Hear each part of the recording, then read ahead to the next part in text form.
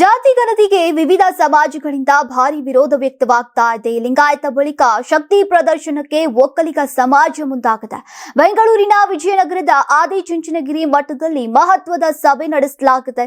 ಒಕ್ಕಲಿಗ ಸ್ವಾಮೀಜಿಗಳು ಹಾಗೂ ನಾಯಕರು ಒಗ್ಗಟ್ಟಿನ ಸಂದೇಶ ಕೊಡೋಕೆ ಪಕ್ಷಾತೀತವಾಗಿ ಮುಂದಾಗಿದ್ದಾರೆ. ಆದಿಚುಂಚನಗಿರಿ ಮಠದ ನಿರ್ಮಲಾನಂದನಾಥ ಶ್ರೀಗಳ ನೇತೃತ್ವದಲ್ಲಿ ಸಭೆ ನಡೀತಾ ಇದೆ.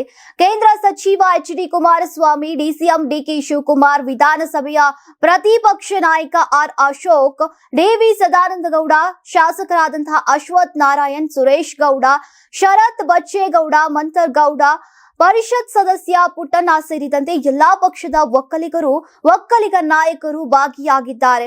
ಇನ್ನು ಈಗಾಗಲೇ ಸಿಎಂ ಸಿದ್ದರಾಮಯ್ಯ ವಿರುದ್ಧ ಅಸಮಾಧಾನಗೊಂಡಿರುವಂತಹ ಡಿಸಿಎಂ ಡಿ.ಕೆ. ಶಿವಕುಮಾರ್ ಅವರು ತಮ್ಮ ಸಮಾಜದಲ್ಲಿನ ಉಪಜಾತಿ ಮಾರ್ಪಾಡುಗಳ ಬಗ್ಗೆ ವಿರೋಧವನ್ನ ವ್ಯಕ್ತಪಡಿಸಿದ್ದಾರೆ. ಹೀಗಾಗಿ ಒಕ್ಕಲಿಗ ಸಮಾಜದ ಬಗ್ಗೆ ಮಹತ್ವವನ್ನು ಪಡೆದುಕೊಂಡಿದೆ. ಇನ್ನು ಮಾಜಿ ಪ್ರಧಾನಮಂತ್ರಿ ಎಚ್.ಡಿ. ದೇವೇಗೌಡ ಕೂಡ ಆರೋಗ್ಯದ ಕಾರಣದಿಂದಾಗಿ ಗೈರಾಗಿದ್ದಾರೆ. ಆದರೂ ದೂರವಾಣಿ ಮೂಲಕವೇ ಕುಮಾರಸ್ವಾಮಿಗೆ ಸಭೆಯಲ್ಲಿ ಯಾವೆಲ್ಲ ವಿಚಾರವನ್ನ ಪ್ರಸ್ತಾಪ ಮಾಡಬೇಕು ಎಂಬ ಬಗ್ಗೆ ಸಲಹೆಯನ್ನ ನೀಡಿದ್ದಾರೆ.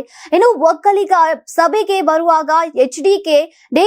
ನಿರ್ಮಲಾನಂದನಾಥ ಶ್ರೀಗಳ ಅಕ್ಕಪಕ್ಕದಲ್ಲೇ ಬಂದಿದ್ದು ಹೆಚ್ಚು ಪ್ರಾಮುಖ್ಯತೆಯನ್ನ ಪಡೆದುಕೊಂಡಿದೆ. ಒಟ್ನಲ್ಲಿ ಒಕ್ಕಲಿಗ ನಾಯಕರೆಲ್ಲ ಪಕ್ಷ ಭೇದ ಮರೆತು ಒಗ್ಗಟ್ಟನ್ನ ಪ್ರದರ್ಶಿಸಿದ್ದಾರೆ. ನಾನು 86 ಕೆಜಿ ಇದ್ದವಳು 71 ಕೆಜಿ ಬಂದಿದ್ದೀನಿ. ವಯಸ್ಸಾದ್ಮೇಲೆ ಸ್ಮಾರ್ಟ್ ಆಗಿ ಕಾಣ್ತೀರಂದ್ರೆ ಜಿನ್ನಿ. 126 ಕೆಜಿ ವೇಟ್ ಇದ್ದು ನಾವು ಈಗ 114 ಕೆಜಿ ಲೆಕ್ಕ ಬಂದಿದ್ದೀವಿ. ಯಾವುದೇ ಸೈಡ್ ಎಫೆಕ್ಟ್ ಆಗಿಲ್ಲ. 84ರಿಂದ 50 ಕೆಜಿ ಬಂದೆ. ಆಮೇಲೆ ಸಣ್ಣಗೆ ಫಿಟ್ ಆಗಿದ್ದೀನಿ. ಅದಕ್ಕೆ ನಾನು ಯೂಸ್ ಮಾಡ್ತಾ ಇರೋದು ಜೀನಿ ಸ್ಲಿಮ್.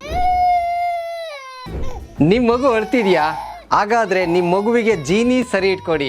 ಯಾಕಂದ್ರೆ ಜೀನಿ ಸರಿ ಇಟ್ಟು ನಿಮ್ಮ ಮಗುವಿಗೆ 100% ಸರಿಯಾದ ಆಹಾರ. ನಿಮ್ಮ ಮಗು ನೆಮ್ಮದಿಯಾಗಿ ನಿದ್ದೆ ಮಾಡಬೇಕಾ, ದಷ್ಟಪುಷ್ಟವಾಗಿ ಬೆಳಿಬೇಕಾ? ಹಾಗಾದ್ರೆ ಜೀನಿ ಸರಿ ಇಟ್ಟು ಕೊಡಿ. ಎಲ್ಲಾ ಮೆಡಿಕಲ್ ಶಾಪ್ಗಳು, ದಿನಸಿ ಅಂಗಡಿಗಳು, ಸೂಪರ್ ಮಾರ್ಕೆಟ್ಗಳಲ್ಲಿ ಲಭ್ಯ.